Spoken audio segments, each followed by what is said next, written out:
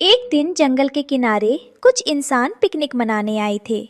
जाते समय उनका एक छोटा सा चमकदार आईना वहीं घास पर छूट गया।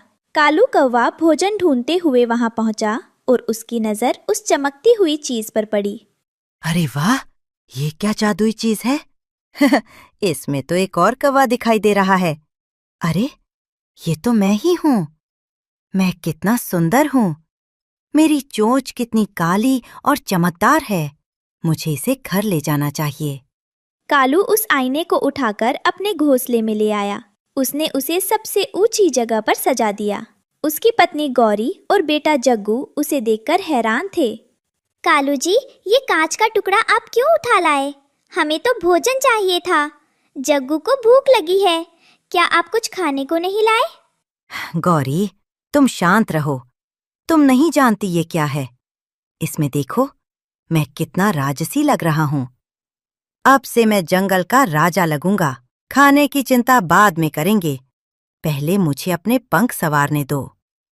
अगले दिन रानो चिड़िया नदी किनारे पानी पी रही थी।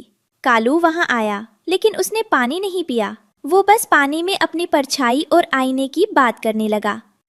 नमस्ते कालू भैया, आज आप भोजन जमा करने नहीं गए? सर्दियां आने वाली हैं। अरे रानो, तुम छोटी चिड़िया क्या जानो सुंदरता क्या होती है। मैं अब आम पक्षी नहीं रहा। मैं इतना सुंदर हूँ कि मुझे काम करने की क्या जरूरत। तुम जाओ और धूल मिट्टी में काम करो। जंगल के बाकी पक्षी फलों के बगीचे में मेहनत कर रहे थे। कालू वहां भी अपने साथ आईना लेकर गया था। वो बार बार उसमें अपना चेहरा देख रहा था। कालू भाई, वो ऊपर वाली डाल पर पके हुए जामुन हैं। कृपया उन्हें तोड़ने में हमारी मदद कीजिए। माफ करना, अगर मैं उन झाड़ियों में गया तो मेरे सुंदर पंख गंदे हो जाएंगे। मैं ये काम नहीं कर सकता। तुम लोग खुद ही कर लो। रात हो गई थी। जग्गू भूख से रो रहा था। घर में खाने को एक दाना नहीं था, लेकिन कालू अभी भी आईने को कपड़े से साफ कर रहा था ताकि वो और चमके। पिताजी, मेरे पेट में बहुत दर्द हो रहा है। मुझे भूख लगी है। कृपया उस कांच को छोड़ दीजिए और मुझे कुछ खाने को दे दीजिए। जग्गू, थोड़ा सब्र करो। तुम देखते नहीं मैं कितना जरूरी काम कर रहा हूँ। अगर इस आईने पर दाग लग गया तो मेरी सुंदरता कम हो जाएगी। सो जाओ चुपचाप। जब कालू ने ध्यान नहीं दिया तो गौरी चुपके से रानो चिड़िया के घर गई। उसकी आंखों में आंसू थे। रानो बहन, क्या तुम घर पर हो? रानो ने तुरंत दरवाजा खोला। अरे गौरी बहन, आप ठीक तो हैं? इतनी रात को आप यहाँ? जल्दी अंदर आइए, बाहर ठंड है।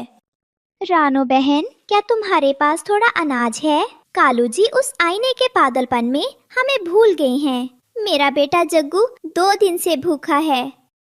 गौरी बहन, आप रोइए मत। ये लीजिए अनाज। कालू भैया को अपनी गलती का एहसास जल्द ही होगा। बाहरी सुंदरता ने उनकी बुद्धि पर पर्दा डाल दिया है। ये लीजिए भाभी जी, आप पहले खुद खाइए, फिर ये पोटली जग्गू के लिए ले जाइएगा। इसमें ताजे फल और अनाज है। भगवान तुम दोनों का भला करे। आज अगर तुम ना होते तो शायद हम भूखे ही मर जाते। मैं ये एहसान कभी नहीं भूलूंगी। गौरी बहन, ये एहसान नहीं, हमारा फर्ज है। आप ये खाना ले जाइए और जग्गू को खिलाइए। और कालू भैया की चिंता मत कीजिए। कुदरत जल्द ही उन्हें ऐसा सबक सिखाएगी कि वो कांच का टुकड़ा भूल जाएंगे और अपने परिवार की अहमियत समझेंगे। आप हिम्मत मत हारना। कुछ दिनों बाद मौसम खराब हो गया। काले बादल घिर आए और तेज आंधी चलने लगी। सभी पक्षी अपने अपने घरों को मजबूत कर रहे थे। भागो, तूफान आ रहा है। अपने बच्चों को छुपा लो। कालू का घोंसला पुराना और कमजोर था। तेज हवा से छत उड़ने लगी। बारिश का पानी अंदर आने लगा। जग्गू ठंड से कांप रहा था। कालू जी, पानी अंदर आ रहा है। जग्गू भीग जाएगा। नहीं नहीं, मेरा आईना भीग जाएगा। मुझे इसे बचाना है। तुम जग्गू को देखो, मुझे इस आईने की चिंता है। अगर ये टूट गया तो मैं अपना चेहरा कैसे देखूंगा?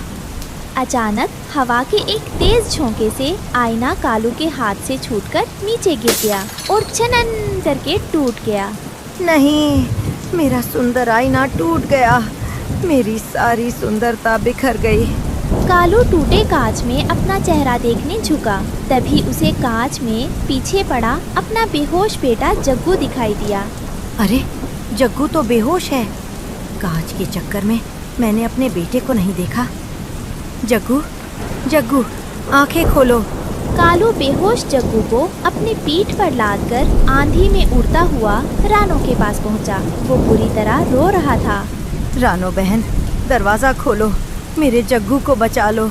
कालू भैया जल्दी कीजिए, रोने का समय नहीं है, तुरंत अंदर आइए, जरा भी देर मत कीजिए। जग्गू बहुत भीग गया है और उसे भयंकर ठंड लग रही होगी। उस मासूम को जल्दी से आग के पास लेटाइए ताकि उसे गर्मी मिल सके। हमें सबसे पहले उसकी जान बचानी होगी। लाइए, मैं देखती हूँ। रानो ने जग्गू को जड़ी बूटी खिलाई और उसे गर्मी दी। धीरे धीरे जग्गू ने आंखें खोली। अगली सुबह मौसम साफ था। कालू कौवा रानो के घर के बाहर बैठा था। अब उसके हाथ में आईना नहीं था। रानो बहन, आज मुझे समझ आ गया, वो आईना झूठ बोलता था। असली सुंदरता तो जिम्मेदारी निभाने और परिवार को प्यार करने में है। आज से मैं सिर्फ मेहनत करूँगा। कालू भैया, मुझे बहुत खुशी है कि अब आप पूरी तरह से सच्चाई को देख पा रहे हैं। मैं आपसे हमेशा यही कहती थी कि चेहरा और बाहरी दिखावट तो समय के साथ बदल जाती है और वो चमक एक दिन फीकी पड़ जाती है, लेकिन हमारे अच्छे काम, दूसरों के प्रति हमारा व्यवहार और अपने परिवार के प्रति हमारी जिम्मेदारी ही हमें असली मायने में सुंदर बनाती है। मैं सचमुच बहुत खुश हूँ कि आपको अब जाकर अपनी असली पूंजी यानी आपके परिवार और आपकी जिम्मेदारी का महत्व समझ आ गया है। अब आप एक बेहतर पिता और पड़ोसी बनेंगे। उस दिन के बाद कालू ने कभी आईने की तरफ नहीं देखा। वह एक जिम्मेदार पिता बन गया और जंगल में खुशी खुशी रहने लगा। यह कहानी है एक हरे भरे जंगल की, जहाँ पक्षी, जानवर सभी मिलजुल कर रहते थे। उसी जंगल में रहता था एक मेहनती चूहा जो मटर की खेती करता था और अपने बच्चों को पालता था। बच्चों देखो, ये हरी भरी मटर की फसल तुम्हारे लिए है। एक एक दाना मेहनत से उगाया है। मेहनत का फल हमेशा मीठा होता है। पापा, क्या इस बार मुझे भी खेत में पानी डालने मिलेगा? मैं भी बड़ा किसान बनना चाहता हूँ। जरूर बेटा, तू तो मेरा सबसे होशियार बेटा है। एक दिन तुम मुझसे भी अच्छी फसल उगाएगा। पापा, जब ये मटर पक जाएंगे तो हम सब मिलकर खाएंगे ना? हाँ बेटा, पहले माँ की याद में कुछ मटर नदी में बहाएंगे, फिर सारे जंगल को बुलाकर दावत देंगे। ये खेत सिर्फ हमारा नहीं, सबका है। दूर पेड़ पर बैठी रानो चिड़िया चुपचाप देख रही थी। काश मेरे पास भी ऐसा खेत होता, मैं भी अपने बच्चों को भरपेट खिला पाती। एक टूटी फूटी घोंसले वाली डाली पर रानो अपने 2 बच्चों के साथ भूखी बैठी थी। आज भी कुछ नहीं मिला, बस कुछ सूखे पत्ते हैं खाने को। माँ, मटर के दाने खाएंगे प्लीज। हाँ माँ, आज कुछ भी नहीं खाया, भूख लगी है, पेट में बहुत दर्द हो रहा है। कल ले आऊंगी बेटा, बस एक रात और सह लो। आज सो जाओ। आज माँ की गोदी में ही मटर के मीठे दाने खाने के सपने देखो। देखो, आंखें बंद करो और सोचो। हरे हरे मटर तुम्हारी छोटी सी थाली में रखे हैं। तुम दोनों मिलकर खा रहे हो, मुंह में डालते ही घुल रहे हैं। बच्चे आंखें मुंह लेते हैं, पर रानो चुपचाप आसमान की ओर देखती है। उसका चेहरा उदास था, उसकी आंखों से आंसू टपकने लगते हैं। हे भगवान, मेरे बच्चों की भूख मुझसे बर्दाश्त नहीं होती। मैं माँ हूँ, कुछ भी करके कल इन्हें खाना लाकर दूंगी, चाहे खुद भूखी रह जाऊं, चाहे आंधी आए या तूफान। बस इन मासूमों की नींद सलामत रखना। वहीं एक ऊंचे पेड़ पर काले कौवे का नाम था कालू। वो जंगल का सेठ था, जिसके पास सब कुछ था, अनाज, पैसे और ताकत, लेकिन दिल नहीं था। हा हा हा हा, जंगल का राजा वो तो बस नाम का होता है। असली ताकत तो मेरे पास है। मैं हूँ जंगल का सेठ, कालू सेठ। अब इस जंगल की हर फसल, हर मटर का दाना मेरे गोदाम में जाएगा और कोई मटर नहीं उगाएगा अब मेरी मर्जी के बिना। वाह सेठ जी, क्या बात कही। आपकी एक झलक से ही तो अनाज पकता है और मटर खुद ब खुद झोली में गिर जाता है। सेठ जी, अगर कोई चोरी छुपे खेती करे तो हम उसकी फसल जलाकर राख कर देंगे। आपकी इजाजत के बिना पत्ता भी नहीं हिलेगा। अच्छा सुनो, सबसे पहले उस चूहे की खबर लाओ जो अपनी मटर की खेती में मगन है। उसकी मिट्टी में ऐसे पल में पलट दूंगा कि उसकी आने वाली 7 पीढ़ियां भी मटर का सपना नहीं देखेंगी। सेठ जी, वो चूहा तो बच्चों के लिए मटर उगा रहा है, बहुत गरीब है। गरीब है तो भीख मांगे, खेती नहीं करे। जंगल में सिर्फ मैं तय करूंगा किसके बच्चे खाएंगे और किसके रोएंगे। कालू कौवा हंसता है और फिर आसमान में उड़ जाता है। उसके पीछे उसके नौकर भी उड़ते हैं। ओए चूहे, ये खेत अब मेरा है, समझा? मटर उगाना है तो सेठ को हिस्सा देना होगा, वरना खेत भी जाएगा और चैन की नींद भी। लाल चील जमीन पर अपने पंजे मारता है। बच्चे डरकर माँ के पीछे छुप जाते हैं। सेठ जी, ये मेरी मेहनत की जमीन है। मैंने रातों को जाग कर पाले सींचे हैं। मेरे बच्चों के मुंह का निवाला है ये मटर। ये मेरी जिंदगी है। तू क्या राजा बना बैठा है? जंगल सेठ की इजाजत के बिना पत्ता भी नहीं हिलेगा। चल हिस्सा निकाल। बहुत जबान चल रही है तेरी चूहे। अब ये फसल तेरी नहीं, जंगल सरकार की है, मतलब मेरी है। अगर हिम्मत है तो रोक कर दिखा, मैं अभी आग लगवा दूं। सेठ जी दया करो, मेरे बच्चे भूखे हैं। मैं हक नहीं मांग रहा, बस मेहनत की इज्जत मांग रहा हूँ। कालू कौवा ठाका लगाता है। उसके गुंडे भी हंसते हैं। लाल चील अपने पंखों में आग की मशाल लाता है। इज्जत, गरीब की इज्जत, हा हा हा हा हा, वो तो मेरी जूतियों के नीचे है। आज आखिरी बार कहता हूँ, हिस्सा दो या फिर ये हरी मटर की फसल आग में जलती देखो। रानो चिड़िया दूर से देखती है। उसकी आंखों में आंसू और गुस्सा भर जाता है। वह खुद से कहती है, अब बहुत हो गया। कोई तो इस जुल्म के खिलाफ आवाज उठाएगा, कोई तो होगा, और अगर कोई नहीं तो मैं बनूंगी वो आवाज। वहीं जंगल में एक पंचायत होती है जहाँ सब पक्षी जमा होते हैं। तभी भीड़ में से रानो चिड़िया खड़ी होती है। ये अन्याय है। मेहनती चूहे की जमीन छीनी जा रही है। क्या इस जंगल में अब मेहनत करने की भी सजा है? ये जंगल किसी एक कौवे की जागीर नहीं, ये हमारा है, सबका है। भीड़ में सन्नाटा छा जाता है। कोई हिम्मत नहीं करता कुछ बोलने की। कालू कौवा की भौहें तन जाती हैं। वो पंख फड़फड़ाता है और रानो की तरफ देखता है। तू बोलेगी मेरे खिलाफ? एक गरीब फटी पुरानी चिड़िया, तेरी इतनी हिम्मत? तुझे तो दाना तक भीख में मिलता है। हाँ, मैं गरीब हूँ, टूटी डालियों पर सोती हूँ, अपने बच्चों को आधा पेट खिलाती हूँ, लेकिन मेरे दिल में डर नहीं है सेठ। मैंने भूख सही है, बारिश में भीगते हुए बच्चों को सीने से चिपकाया है, लेकिन कभी किसी का हक नहीं छीना। और आज किसी चूहे की मेहनत पर जुल्म होते नहीं देख सकती। भीड़ में कुछ फुसफुसाहट शुरू होती है। कबूतर, बुलबुल, तोता सब धीरे धीरे सिर हिलाते हैं। कब तक चुप रहोगे? आज चूहे की बारी है, कल हमारी होगी। अगर हम सब साथ न खड़े हुए तो ये जंगल सिर्फ कालू कौवे का बन जाएगा, हमारा कुछ नहीं बचेगा। कालू कौवा गुस्से से चीखता है। उसके गुंडे हथियार निकालते हैं, लेकिन तभी बुलबुल, तोता, कबूतर सब पक्षी एक एक कर रानो के पीछे खड़े हो जाते हैं। रानो ठीक कह रही है, अब और नहीं सहेंगे। हम जंगल में डरकर नहीं, प्यार और मेहनत से रहना चाहते हैं। कालू कौवा एक पल के लिए चौंकता है। पहली बार उसकी आंखों में डर झलकता है। रानो की आंखों से आंसू बहते हैं। तू एक गरीब चिड़िया, तेरी हिम्मत कैसे हुई बोलने की? गरीब हूँ, लेकिन गलत के आगे झुकूंगी नहीं। फिर अगली रात कौवे के गुंडे चूहे के खेत में आग लगा देते हैं। पापा, अब हमें मटर कब मिलेगी? अब तो खेत ही जल गया। मेरी सालों की मेहनत, हर एक दाना मैंने अपने बच्चों के लिए उगाया था। हर सुबह उम्मीद से भरी होती थी, और आज सब राख हो गया, सब कुछ। मैं जानती हूँ, ये खेत सिर्फ मिट्टी नहीं था, ये तुम्हारी उम्मीद थी, तुम्हारी जिंदगी थी। लेकिन चूहे, तुम हार नहीं सकते। जो लोग मिट्टी से सोना उगाते हैं, वो राख से भी सपना उगा सकते हैं। मैं तुम्हारे साथ हूँ। हम फिर से खेत बसाएंगे, फिर से मटर उगाएंगे, और इस बार कालू सेठ को उसका घमंड भी छकाएंगे। चूहा उसकी तरफ देखता है। पहली बार उसकी आंखों में थोड़ी रोशनी चमकती है। रानो, चूहा और कुछ पक्षी मिलकर नई जगह खेत तैयार करते हैं। कौवे की ताकत डर है, हमारी ताकत एकता है। फिर कुछ दिन बाद पंचायत लगती है। तुम सबने मेरी बात नहीं मानी। तू सेठ नहीं, एक जालिम है। अब ये जंगल सबका है, तेरी बादशाही खत्म। जो मेहनत करता है उसी को फल मिलता है। लालच का अंजाम यही होता है। मालिक, ये अब हमारे बस की बात नहीं। ये जंगल अब जाग गया है। मैं जा रहा हूँ। कालू कौवा थर-थर कांप रहा था और वहाँ से उड़ जाता है। इन गरीबों ने एक चिड़िया के पीछे खड़े होकर मेरी सल्तनत गिरा दी। ये जंगल अब मेरा नहीं, ये जंगल अब उनका है। और वह हार के साथ ऊंचाई की ओर उड़ जाता है। और इस कहानी से हमें सीख मिलती है कि एकता में बल है। मेहनत और सच्चाई से बड़ी कोई ताकत नहीं, और सबसे जरूरी, जंगल सबका होता है।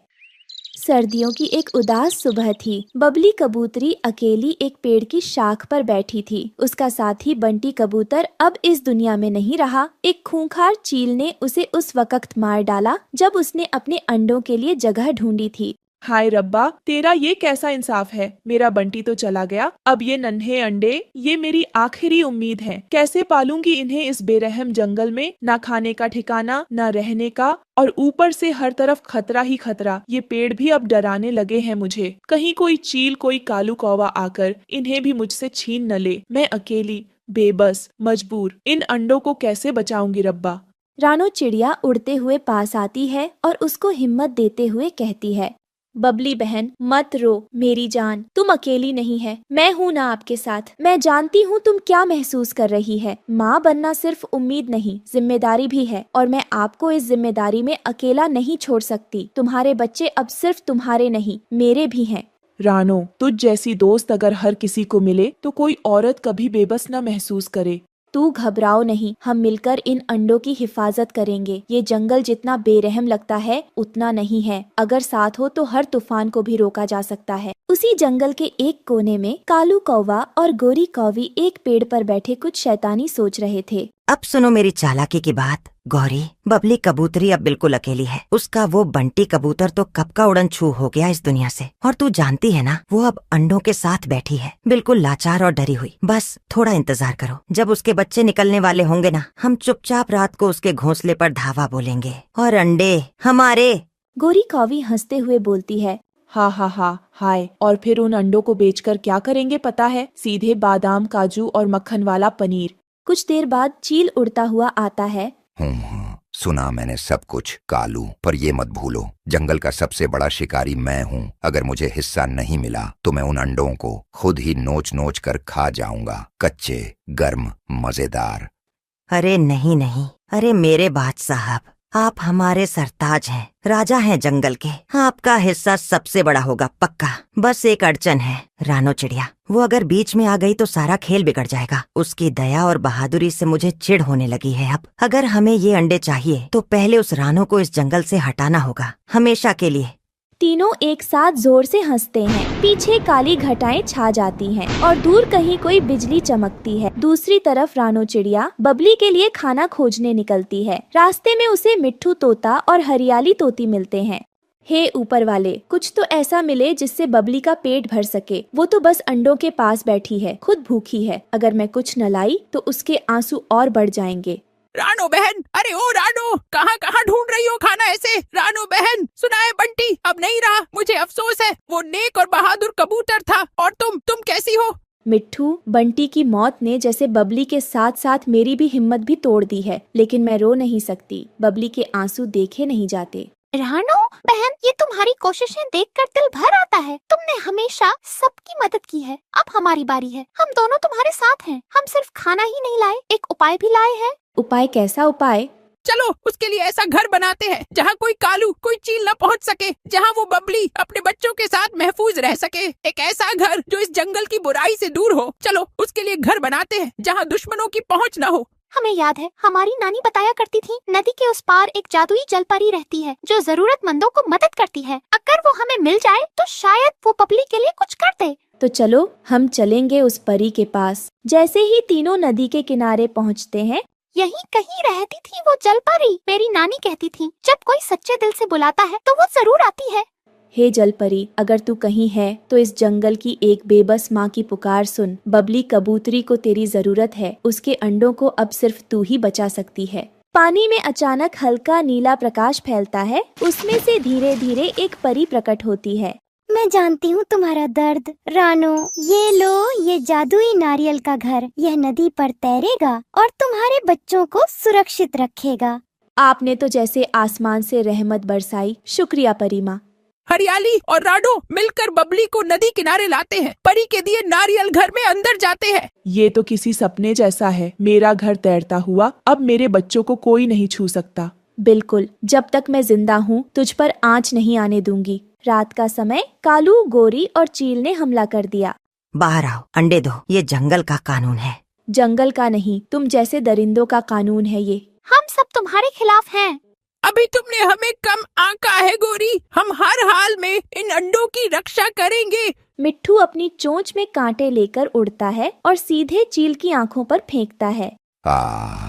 ये जल रहा है मेरी आंखें। तीनों बहादुर पक्षियों ने मिलकर शैतानों को भगा दिया। शिकारी चील घायल होकर भाग निकला। कालू और गोरी पकड़ गए और जंगल पंचायत ने उन्हें सजा दी। कुछ हफ्तों बाद बबली के 5 सुंदर बच्चे नारियल के घर में जन्म लेते हैं। पूरा जंगल खुशी से झूम उठा।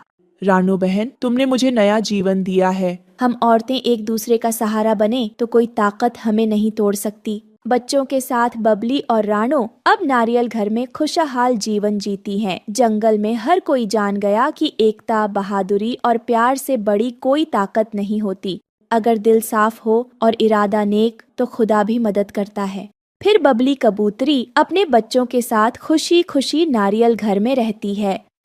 आसमान घने काले बादलों से भर चुका था और जंगल में घना अंधेरा छा गया था। तेज बारिश की बौछारें हर तरफ बरस रही थी और रानो चिड़िया अपने 8 बच्चों के साथ खुले आसमान के नीचे खड़ी हुई थी। उसकी आंखों में चिंता थी और दिल में दर्द। उसके बच्चे ठंड से कांप रहे थे, वे ठंड से बेहाल हो रहे थे और रानो चिड़िया को समझ में नहीं आ रहा था कि अब वे उन्हें कहाँ पर सुरक्षित रखे। अब क्या करूं? बारिश तो रुकने का नाम ही नहीं ले रही। बच्चों को ठंड से भी बचाना है, लेकिन कहां जाएं? रानो चिड़िया अपने छोटे छोटे बच्चों को शांत कराने की कोशिश करती है, लेकिन वो खुद भी जानती थी कि इस हालात में कोई भी उसकी मदद नहीं कर सकता। मम्मा, मुझे ठंड लग रही है। तुम घबराओ मत बच्चों, हम कहीं न कहीं सुरक्षित जगह ढूंढ लेंगे। हम जहाँ भी जाएंगे साथ में रहेंगे और हम हर मुश्किल का सामना करेंगे। याद रखो, माँ तुम्हारे साथ है। बारिश चाहे कितनी भी तेज क्यों न हो जाए, हम किसी न किसी सुरक्षित जगह पर पहुँच ही जाएंगे मेरे बच्चों। तभी जैसे किसी ने रानो चिड़िया की दुआओं को सुन लिया हो, एक छोटे से चूहे का परिवार उसके पास आता है। चूहा, उसकी पत्नी और उसका छोटा सा बेटा बारिश में भीगते हुए रानो चिड़िया की ओर चले जाते हैं। अरे रानो, तुम्हारे बच्चे और तुम यहाँ बारिश में क्या कर रहे हो? तुम हमारे घर चलो, हम तुम्हारी मदद कर सकते हैं। क्या तुम सच में हमारी मदद कर सकते हो? हमारे पास एक छोटा सा घर है जहाँ तुम सुरक्षित रह सकती हो। आइए, मैं तुम्हें वहाँ लेकर चलता हूँ। चूहा रानो चिड़िया और उसके बच्चों को लेकर अपने साथ अपने घर की ओर चल देता है। चूहा रास्ते में चलता हुआ कहता है, हमारा घर बहुत छोटा है, लेकिन तुम्हें यहाँ सुरक्षित जगह जरूर मिल जाएगी। फिर वह जंगल के एक छोटे से कोने में पहुँचते हैं, जहाँ जमीन के नीचे एक सुरंग जैसी जगह बनी हुई थी। ये हमारा घर है, इसमें हम सब एक साथ रहते हैं। यहाँ पानी का कोई खतरा नहीं है और तुम सब आराम से यहाँ पर बैठ सकते हो। धन्यवाद, तुमने हमारी मदद की, ये हम कभी नहीं भूलेंगे। हमें बहुत राहत मिली है। हमारी मदद कोई बड़ी बात नहीं है, दोस्त हमेशा एक दूसरे की मदद करते हैं। और फिर रानो चिड़िया अपने बच्चों के साथ आराम से सो जाती है। लेकिन हर कहानी में एक साया होता है और इस कहानी का साया था कालू कौवा। दूर एक ऊंचे पेड़ की टहनी पर बैठा हुआ कालू कौवा ये सब कुछ देख रहा था।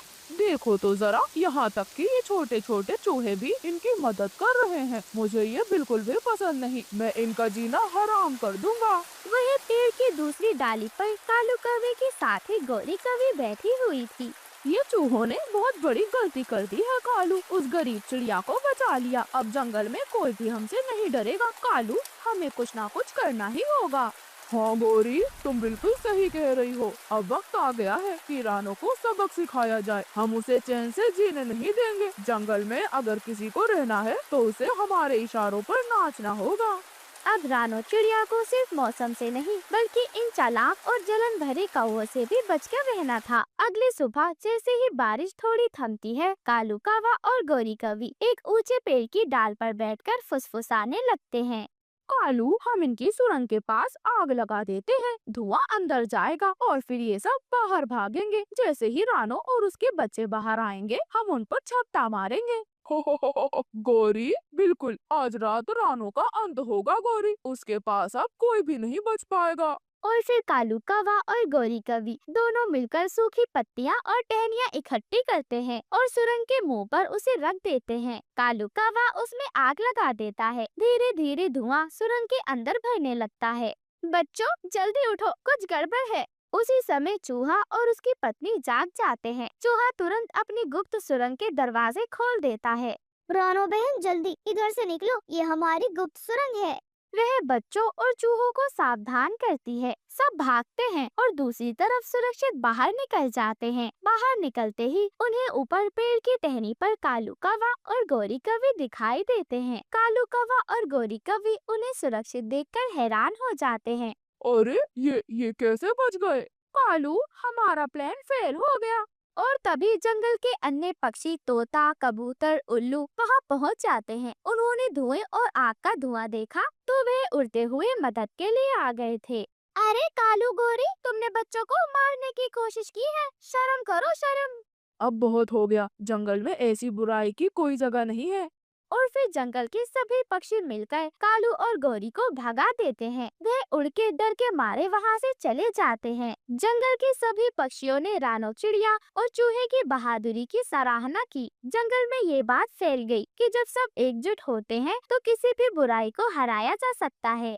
अगर आज चूहे भाई और उनका परिवार हमारी मदद ना करता तो आज हम जिंदा नहीं होते। आज मुझे समझ आया है कि असली रिश्ता दिल से होता है, रूप और जात का नहीं।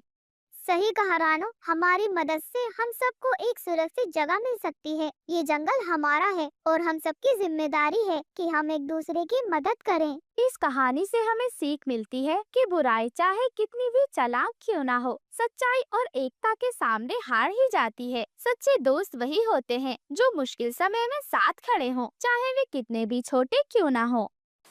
जंगल में बरसात की पहली बूंदें गिरी थी। सबने अपने घरों की मरम्मत कर ली थी, लेकिन एक गरीब और अकेली चिड़िया रानो, जिसके पास न घोंसला था न परिवार, वो ठंडी हवा में कांपती हुई पेड़ की डाल पर बैठी हुई थी। हे भगवान, ये बारिश मेरे लिए फिर से आफत बनकर आई है, कहाँ छुपूं अब। फिर रानो चिड़िया एक एक करके पक्षियों के घर जाती है। गौरी कौवी बहन, क्या मैं कुछ देर तुम्हारी छत के नीचे बैठ जाऊं? बारिश बहुत तेज है, ठंडी हवा लग रही है, पंख भी भीग गए हैं। बस थोड़ी देर, जब तक बारिश थम जाए। उफ, रानो, हर बार यही नाटक। माफ करना, मेरा घर बहुत छोटा है, बस मेरे और मेरे बच्चों के लिए ही बना है। अगर तुम अंदर आई और भीगकर सब गीला कर दिया तो सब बीमार पड़ जाएंगे। वैसे भी जब तुम्हारे पास खुद का घर नहीं है तो बारिश में बाहर रहने की आदत तो डाल ही लो। हाँ, मेरा घर नहीं है पर दिल है बहन। अगर मेरे पास छत होती और तू बाहर भीग रही होती तो मैं तुझे अपने घर में अंदर बुला लेती। पर क्या करें, तुम्हारा घर छोटा है, शायद इंसानियत के लिए जगह कम पड़ गई है। ठीक है गौरी बहन, आज फिर ये बारिश मेरी परीक्षा लेगी। रानो मुड़ती है, फिर निराश होकर वो कालू कौवे के पास जाती है।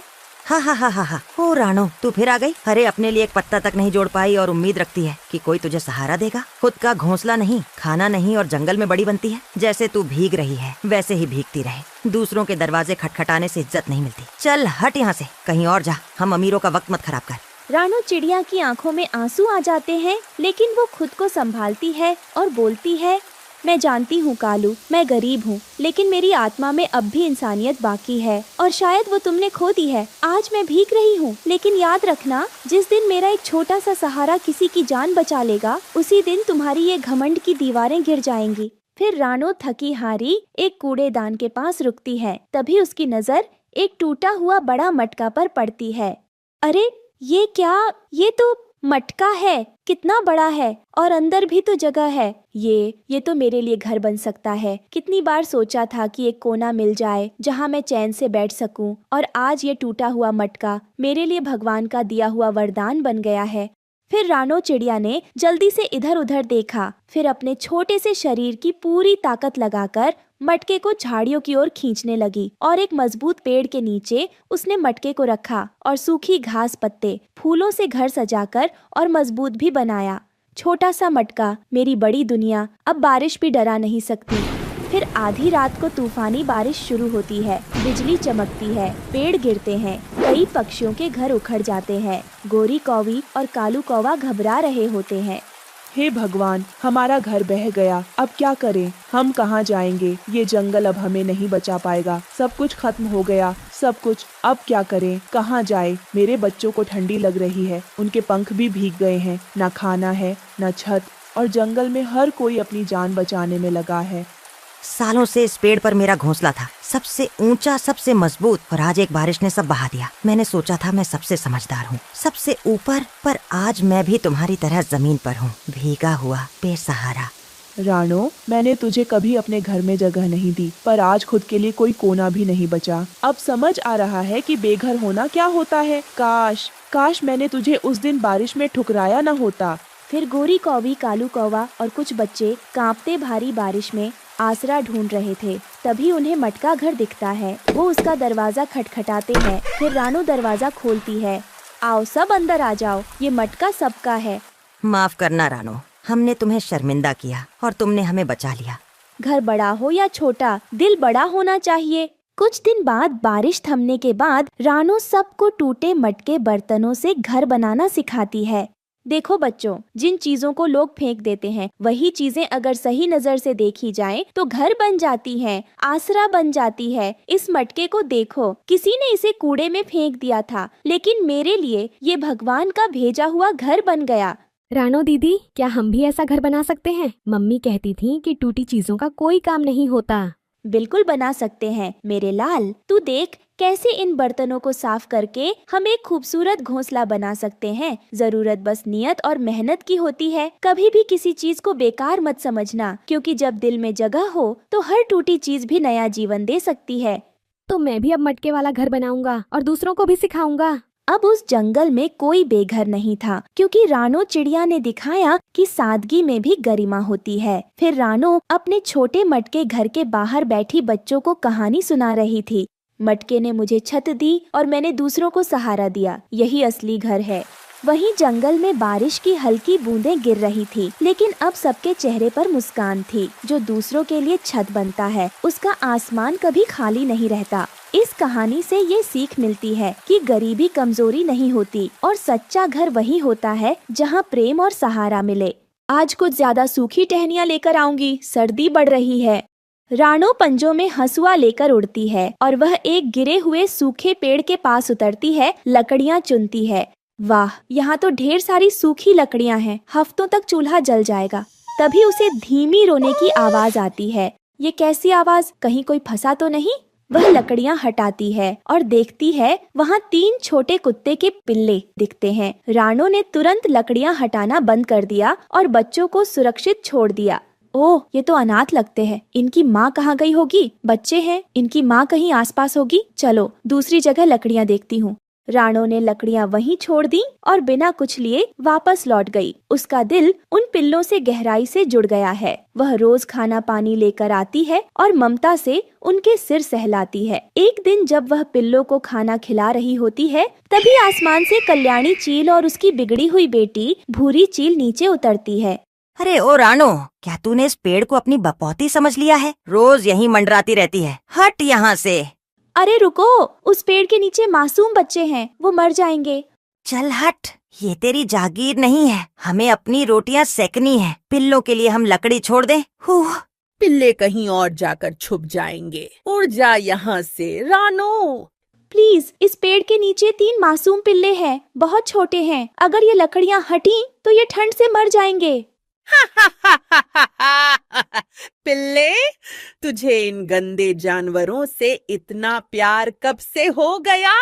ये अनाथ है, इनकी माँ को किसी ने मार दिया। मैं बस चाहती हूँ कि इन्हें थोड़ी सी गर्माहट मिल जाए। आप चाहें तो मैं और लकड़ियाँ ढूंढ लाऊंगी, लेकिन इन्हें मत उजाड़िए प्लीज, इनकी जान चली जाएगी।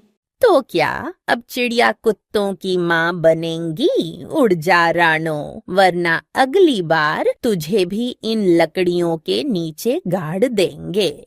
चल हट, ये जंगल है, कोई पालना घर नहीं। हमें अपनी रोटियां सेकनी है। लकड़ियां जलाने के लिए हमें ये पेड़ चाहिए। अगले दिन रानो वहाँ फिर आती है और देखती है माँ कुतिया मरी पड़ी है। पास में खून लगा पत्थर है, पिल्ले रो रहे हैं।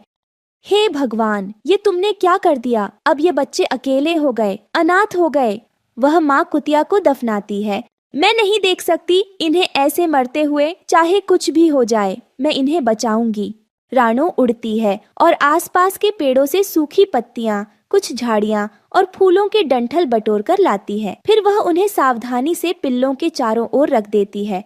ये लो बच्चों, थोड़ी गर्माहट तो मिलेगी। माँ नहीं हूँ, लेकिन जब तक जान है तुम्हें कुछ नहीं होने दूंगी।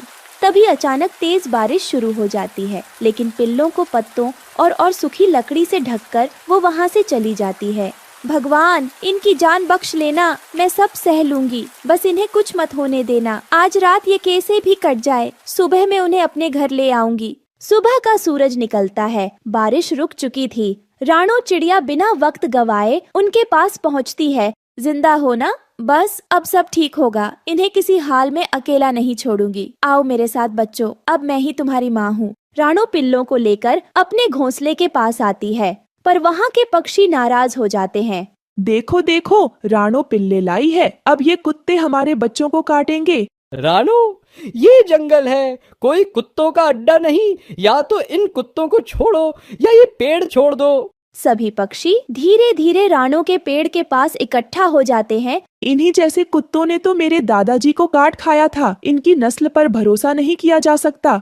ये जंगल का नियम है, हर कोई अपनी जात में रहे। कुत्ता कुत्तों के साथ, चिड़िया चिड़ियों के साथ। तुम अपनी हदें पार कर रही है रानो। हमारे बच्चे डर के मारे सो भी नहीं पा रहे।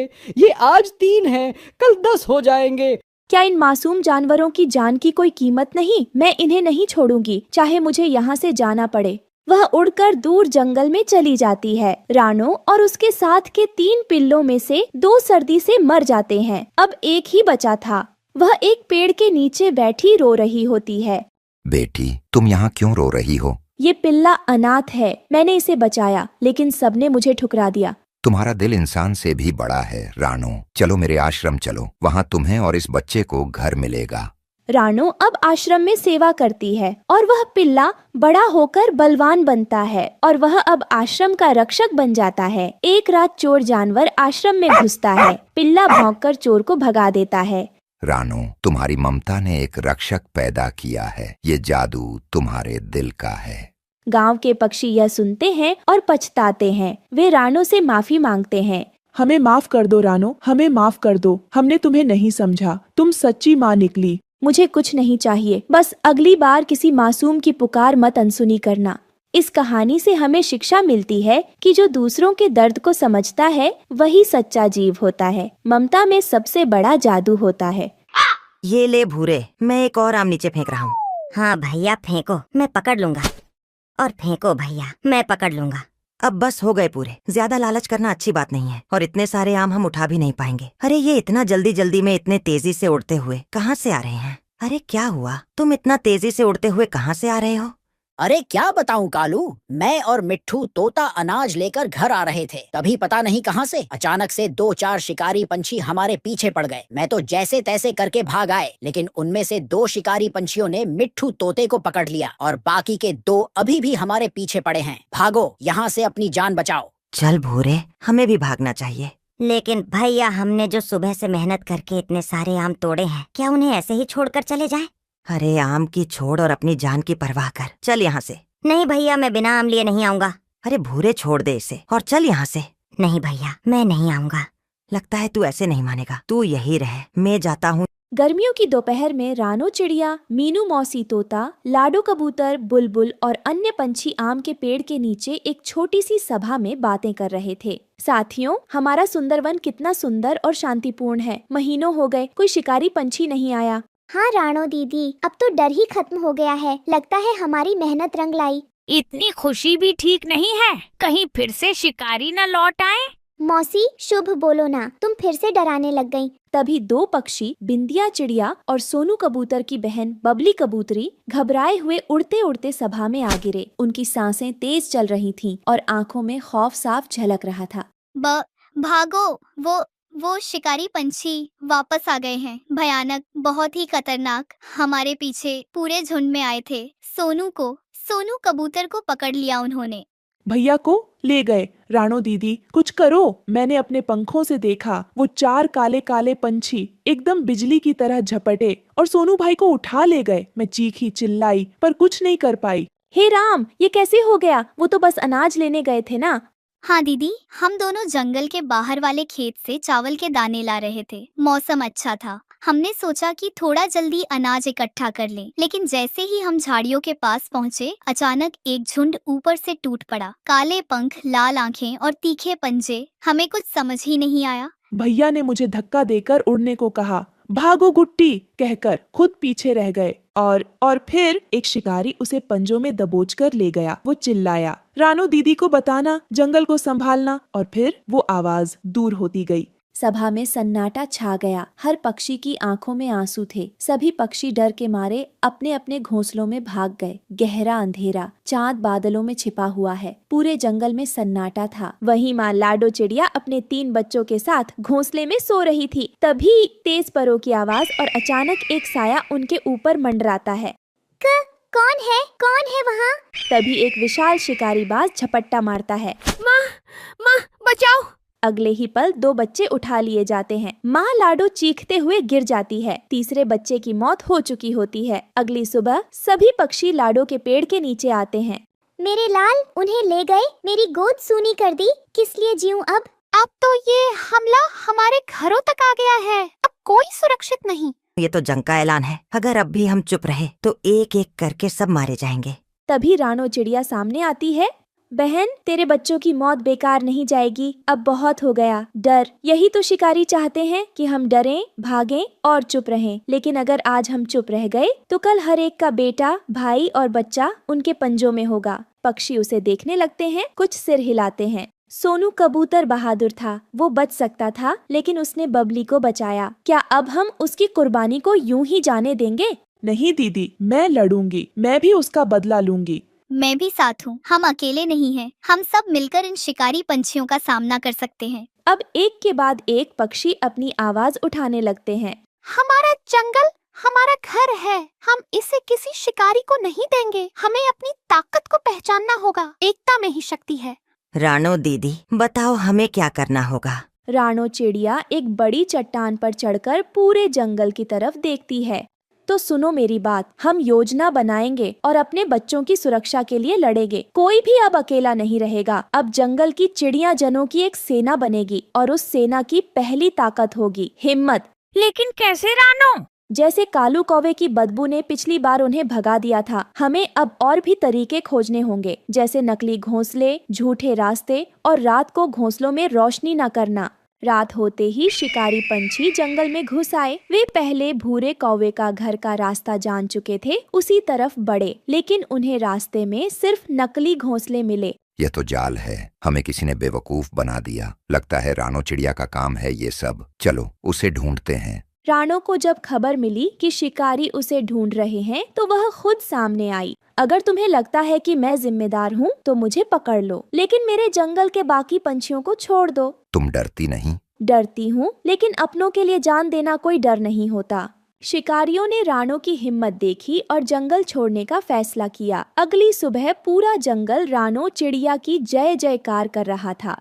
रानो दीदी ने हमारी जान बचा ली। आज से हम सब उन्हें जंगल की रक्षक मानेंगे। रानो चिड़िया जिंदाबाद। इस कहानी से हमें सीख मिलती है कि एक सच्चा नायक वही होता है जो अपने डर पर काबू पाकर दूसरों के लिए खड़ा होता है। रानो चिड़िया जैसी बहादुरी हर किसी में होनी चाहिए। सुबह का समय, हरियाली तोती अपने घोंसले में चुपचाप बैठी थी। उसकी आंखों से आंसू टपक रहे थे। मिट्ठू तोता उसके पास आकर बैठता है। मिट्ठू, कितने दिन हो गए हमारे घोंसले में कोई किलकारी नहीं गूंजी। सबके बच्चे हो रहे हैं और हमारा घोंसला सूना पड़ा है। सबकी दुनिया बस रही है। हर ओर नन्ही चहचहाहट गूंज रही है और हमारा आंगन सूना पड़ा है। कभी कभी तो ऐसा लगता है जैसे भगवान ने मुझसे माँ बनने का हक ही छीन लिया है। कितनी दुआएं मांगी थी मैंने, कितनी रातें तारे गिनते हुए काटी है, पर शायद मेरा आंचल सूना ही रहेगा। हरियाली मत रो, शायद किस्मत को कुछ और मंजूर है। माँ बनने का सपना मेरा अधूरा रह जाएगा क्या मिट्ठू? क्या मैं कभी अपने पंखों के नीचे किसी नन्ही जान को छुपा नहीं पाऊंगी? मत सोचो इतना, कोई चमत्कार जरूर होगा।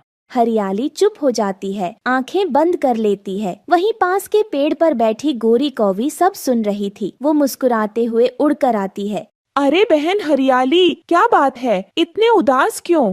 गौरी, हर दुआ, हर ख्वाहिश सब अधूरी रह गई है। हमारा घोंसला एक नन्ही जान की किलकारी को तरस रहा है। जैसे सूखे पेड़ को बारिश चाहिए होती है, वैसे ही मुझे चाहिए एक बच्चा, अपनी जान से प्यारा बच्चा। अगर भगवान ने अभी तक नहीं दिया तो शायद उसके पास मेरे जरिए देने का तरीका होगा। तुम्हारा दर्द मैं देख नहीं सकती हरियाली, मैं कुछ करूंगी। एक माँ का सपना अधूरा नहीं रहने दूंगी। क्या क्या सच में गौरी? क्या तुम मेरी मदद करोगी? अगर ऐसा हुआ तो मैं जिंदगी भर तुम्हारी शुक्रगुजार रहूंगी। अगर तुम्हारी किस्मत में बच्चा लिखा है तो मैं तुम्हारी मदद करूंगी। सच गौरी, तुम मेरी मदद करोगी? हाँ बहन, बस मुझ पर भरोसा रखो। वहीं रानो चिड़िया अपने छोटे से घोंसले में बैठी थी। घोंसले में एक सुनहरा अंडा चमक रहा था। मेरी गुड़िया चिड़िया, तू जल्दी बाहर आना, मैं तेरा इंतजार कर रही हूँ बेटा। तभी पास के पेड़ पर बैठी उसकी प्यारी पड़ोसी टुनटुनी चिड़िया चहकती हुई उड़कर आती है। अरे वाह रानो बहन, क्या नजारा है। तेरा घोंसला तो जैसे सोने की खान बन गया है। ये प्यारा अंडा तो चमक रहा है जैसे कोई चांद टपक पड़ा हो। हाँ टुनटुनी बहन, ये मेरी दुनिया है। अब मैं हर रोज इससे बातें करती हूँ, सपने देखती हूँ। पता है, रात को भी जब हवा चलती है ना तो मैं डर जाती हूँ कि कहीं इसको ठंडी न लग जाए। रानो, तू तो सच्ची माँ बन गई है। माँ वो नहीं जो बस जन्म दे, माँ वो होती है जो हर सांस में अपने बच्चे के लिए जिए। हाँ टुनटुनी, इस छोटे से अंडे में मेरी पूरी दुनिया बस गई है। इसकी एक मुस्कान के लिए, इसकी एक चूं चूं सुनने के लिए मैं अपनी जान भी दे सकती हूँ। काश रानो, हर माँ को ऐसी खुशी नसीब हो और कोई भी माँ अपने बच्चे से ना बिछड़े। रानो चिड़िया आसमान की ओर देखकर धीरे से प्रार्थना करती है। भगवान, मेरी इस छोटी सी जान की रक्षा करना, इसे दुनिया की हर बुरी नजर से बचाना। रात का समय, चांदनी फैली थी, रानो सो रही थी। गोरी कौवी दबे पांव आती है। माफ करना रानो, तेरी ममता से खेल रही हूँ, पर मुझे हरियाली की मदद करनी है। वो जल्दी से रानो का अंडा उठाती है और उड़ जाती है। रानो को कुछ पता नहीं चलता। सुबह के समय गोरी कौवी हरियाली के पास आती है। देखो बहन, तुम्हारे लिए तोहफा लाई हूँ। अरे ये तो अंडा है। गौरी, तुमने कहाँ से पाया? जंगल में अकेला पड़ा था, कोई छोड़ गया होगा। अब ये तेरा है, तेरा नसीब। हरियाली तोती रोते हुए अंडे को गले लगाती है। धन्यवाद गौरी, तुमने मेरी झोली भर दी। भगवान तेरा लाख लाख धन्यवाद। अब मेरा घोंसला भी चहचहाएगा, अब मेरा सोना आंचल भी भर जाएगा। वहीं दूसरी तरफ, मेरा अंडा, मेरी जान कोई उठा ले गया। भगवान, मेरा बच्चा मुझे लौटा दो, मुझसे मेरी दुनिया क्यों छीनी? वो रोती है, इधर उधर खोजती है, पास के पक्षियों से पूछती है, किसी ने मेरा बच्चा चुरा लिया। भगवान, मेरी मदद करो। वो टूटी फूटी आवाज में सिसकती रहती है। हरियाली के घोंसले में अंडे से नन्ही गुड़िया चिड़िया बाहर आती है। ओह देखो मिट्ठू, हमारी बच्ची आ गई। भगवान ने हमारी सोनी गोद भर दी। कितनी प्यारी है हमारी बच्ची। हरियाली गुड़िया को प्यार करती है, पर गुड़िया का रंग रूप थोड़ा अलग दिखता है। हरियाली, ये बच्ची तो कुछ अलग दिखती है। हरियाली अनदेखा करती है। रानो चिड़िया अपनी खोज जारी रखती है। अंत में उसे पता चलता है कि हरियाली के घोंसले में वही बच्चा है। हरियाली बहन, ये मेरी गुड़िया है। देखो, इसके सिर पर देखो इसके निशान। क्या ये तुम्हारी बच्ची है? यही है मेरी गुड़िया, मेरे कलेजे का टुकड़ा। हरियाली तोती हैरान होकर गुड़िया को देखती है, कांपती है। ये कैसे हो सकता है? गौरी ने तो कहा था कि ये अंडा जंगल में पड़ा मिला था। मैं तुमसे नहीं छीनना चाहती, बस मेरी दुनिया लौटा दो हरियाली, मेरी ममता को लौटा दो। हरियाली गोरी कौवी को बुलाती है और उससे पूछती है, मैंने तो बस मदद करनी चाहिए थी। हरियाली का दिल टूट जाता है। वो बच्ची को प्यार से रानो को सौंप देती है। मुझे माफ करना रानो, मैं अनजाने में माँ बनने के चक्कर में तुम्हारा सुख छीन बैठी। मैं भी माँ बनने का सपना देख रही थी, पर ये सपना किसी और के आंसुओं पर नहीं टिक सकता। हरियाली बहन, तुमने कोई गुनाह नहीं किया, बस गलती गोरी की है। गोरी शर्मिंदा होकर वहाँ से उड़ जाती है। हरियाली टूटे दिल से मिट्ठू के साथ घोंसले में बैठ जाती है, जबकि रानो चिड़िया अपनी गुड़िया को सीने से लगाकर आकाश की ओर देखती है। भगवान तेरा शुक्रिया, तूने मेरी गुड़िया को मुझसे मिलवा दिया। इस जंगल की सबसे मधुर आवाज होती है माँ की लोरी, बच्चों की चहचहाट और सुबह की पहली किरणों पर उड़ती चिड़ियों की टोली। लेकिन उसी जंगल की हवा में अब डर और सन्नाटा छाया हुआ है। इस जंगल में दो शिकारी भुल्ला चील और कालू कौवा दोनों मिलकर ऐसा कह ढा रहे हैं कि हर माँ अपने बच्चों को अपने पंखों में छुपाए घूम रही है। वे शिकार कर रहे हैं मासूम बच्चों का, जो भी बोल भी नहीं सकते, जो उड़ना भी नहीं जानते, और ये सब किया जा रहा है दूसरे जंगल के उस लालची शेर की भूख मिटाने के लिए, जो नरम और नन्हे मांस का दीवाना बन चुका है। एक पेड़ पर बैठे हुए कालू कौवा और भुल्ला चील आपस में बातें कर रहे थे। अरे अरे बुल्ला भाई, तुमने तो कहर ढा दिया है इस जंगल में। पहले छोटे हिरन के 2 बच्चे और फिर भोले हिरन के नन्हे बच्चों को उठा लिया। मैं तो सोच भी नहीं सकता कि तुम इतनी चालाकी से ये सब कर पाओगे। दूसरे जंगल का शेर तो जैसे तुम पर फिदा हो गया है। सुना है रोज तुम्हें इनाम देता है।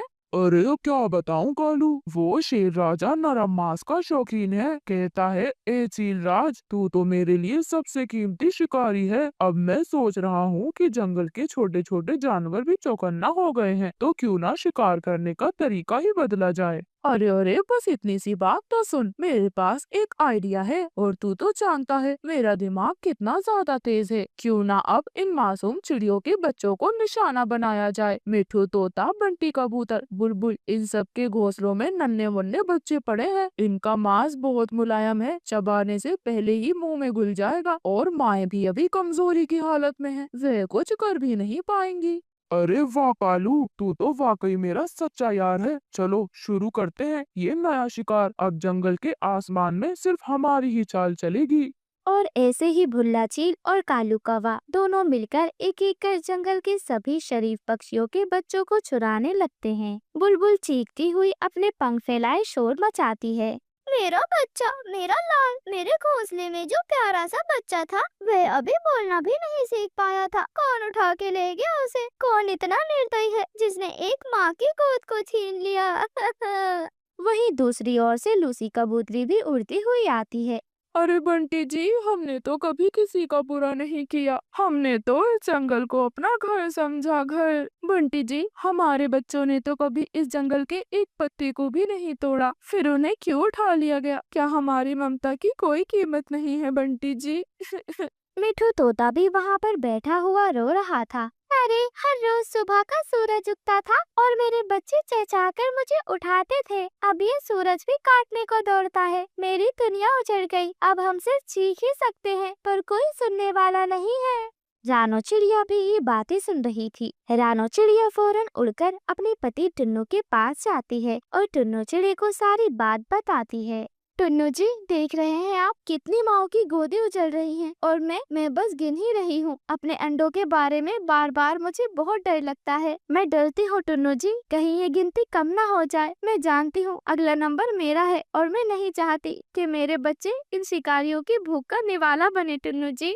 रानो, तो फिर क्या करें? ये तो वही चील है जिसने पूरे जंगल को डर में डाल रखा है और कालू कौवा उसका साथ दे रहा है। किस पर भरोसा करे, किससे मदद मांगे हम? रानो।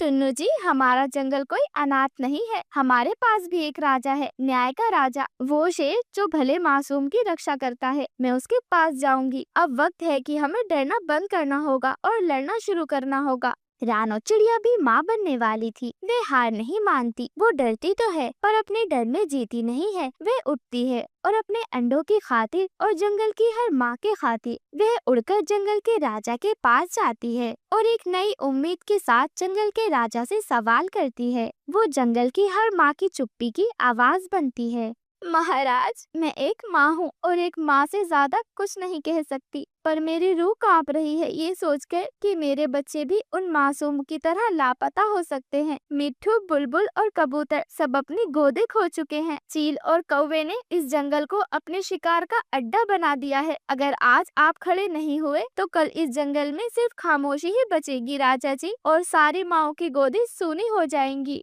जंगल का राजा शेर बहुत नेक था। वह रानो चिड़िया की आवाज को गौर से सुन रहा था। रानो, आज तू सिर्फ एक माँ नहीं है, तू इस जंगल की आवाज बनकर आई है। मैं चुप नहीं बैठूंगा। तेरा साहस मेरी शक्ति है। चलो दिखाओ मुझे वो जगह जहाँ ये अंधकार फैलाया जा रहा है। मैं अपने जंगल की असलियत खुद लिखूंगा और न्याय भी वही दूंगा।